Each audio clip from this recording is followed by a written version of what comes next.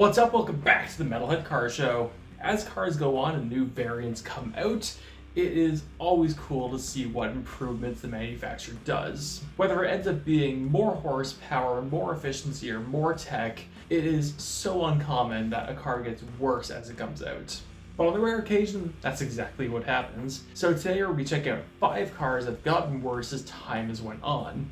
And before we get into the video, this channel is approaching that 1,000 subscriber mark. So if you enjoy what you see, stick around and let's get there sooner than later.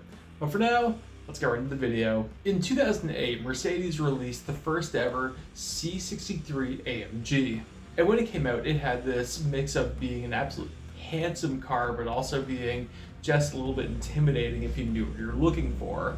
And it had that phenomenal 6.2 liter AMG V8. Now yes, as time has went on, it's produced more horsepower, it's gotten faster, but in my opinion, that was the peak of the AMG C63. But on paper, the new AMG C63 is better in every single way. It makes more power, it does it more efficiently, and it's faster. But truthfully, I think this thing is so much more dull than it was back in 2008, and we have to talk about the drivetrain. Now, as much as I might be standing up for a 450 horsepower 6.2 liter V8, which may be less efficient, my god, it sounds better. The new C63 AMG makes 671 horsepower from a turbo 2-liter 4-cylinder hybrid and does 60 in the 3s. So if this thing's faster, then what am I complaining about?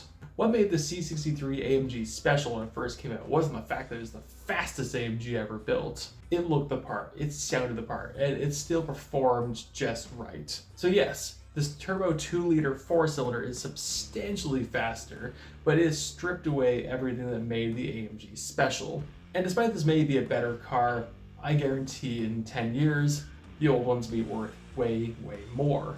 People have already gotten over the 6.2 AMG head bolt issue, and they've already went way up in value. Mix that with it's now the last naturally aspirated C63 AMG, the new one is not going to be a special car long term, and I think it's gotten worse as time has went on. Next up, and going back in time, the C3 Corvette. The C3 Corvette came out in 1968 as the 3rd generation of the Corvette. And when it came out, it had this sharp, longer body style to it, and a selection of just incredible engines. And along with these incredible engines that you got directly from GM, it also had the Baldwin Motion, it had the Mako Shark, it had the Greenwood versions. Like, there were some incredible C3 Corvettes when it first came out.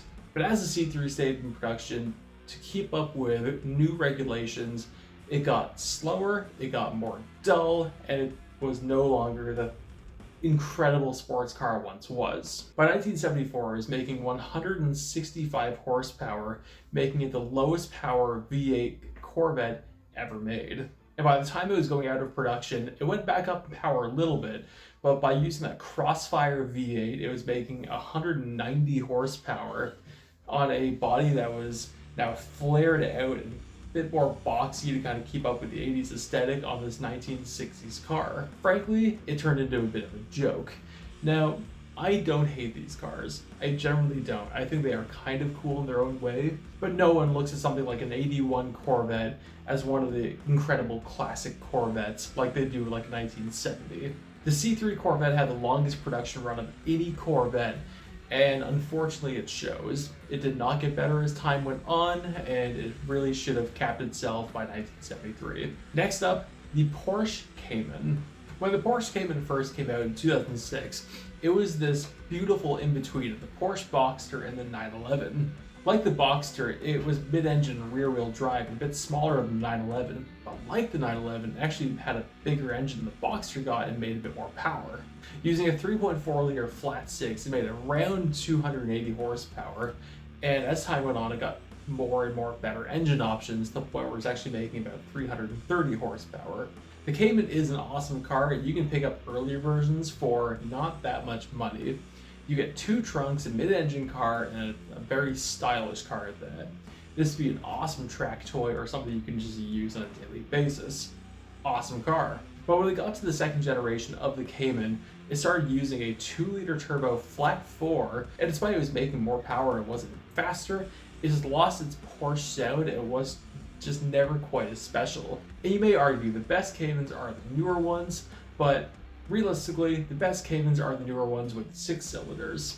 I'll go ahead and say the new Caymans are the best looking Caymans ever. They look fantastic, same with the Boxsters. But with that 4-cylinder, as good as it may be, it's just not as special as it was, and I think as this thing has went on, it has got worse. Although the GT4 RS is awesome. Next up, the Gen 6 Camaro. When the Gen 6 Camaro came out in 2016, it was an absolute threat. It improved on a lot of the issues of the Gen 5 Camaro, along with adding more power and a lighter chassis. Frankly, as much as I'm way more of a Mustang fan than a Camaro fan, it kind of had the Mustang by the balls. Especially since this thing was going to get a ZR1 package like the same year it came out. And it did. The ZR1 package was making like 650 horsepower on a chassis that was all completely well balanced and truthfully is one of the best muscle cars ever made.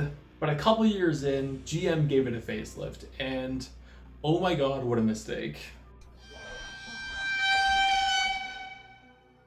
I've always found it didn't quite affect the ZR1s as much, but why? There's almost no color this front end looks good in, and somehow the rear end is also just as equally affected. Those headlights made the Camaro lose all aggression it once had, and it just looks like a bit of a joke. 1 year into this facelift coming out, and Camaro sales actually dropped by 20,000 cars per year. Since the facelift happened in 2019, they would have still been selling off some 2018 cars that didn't quite move, along with some people were excited for the new facelift car. But if you follow the sales, as of 2020 would have been the first year they're actually only selling the new facelift car. And if you look at the sales for 2020, 2021, 22, and 23, they're all down by like 20,000 cars per year. That's a collective loss of almost 80,000 sales. I also remember hearing something about Chevy getting so desperate for sales that if you traded in your Mustang, you'd actually get a discount on your Camaro. Bad look.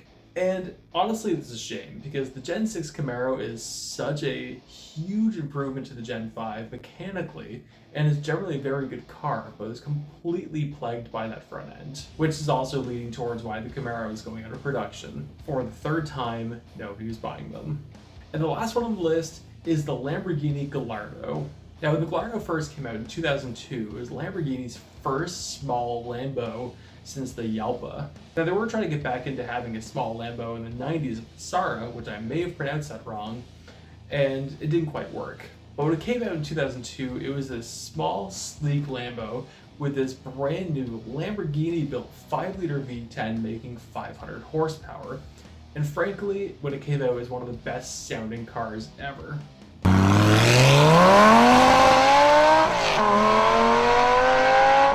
And this one's kind of a weird one because as it went on, it progressively got better and better. We got the Superleggera, we got the LP560-4, we got the Balboni, we got some awesome Gallardos. But as kind of one last ditch effort to make a little bit more money off the Gallardo before the Huracan came out, they gave this facelift, which in my opinion just didn't work. It made the cars a bit too busy looking and all the added triangles just looked odd. And frankly, I'm having the exact same opinions about the current Audi R8s. I think this thing's super unfortunate because the Gallardo looked awesome for its entire lifespan until this happened. But honestly, if you're able to get your hands on a manual 2014 Gallardo, you have an absolute unicorn. Never get rid of it because it's going to be $1 million car one day. So that's 5 cars that, in my opinion, got worse as time went on. I want to know, what do you think?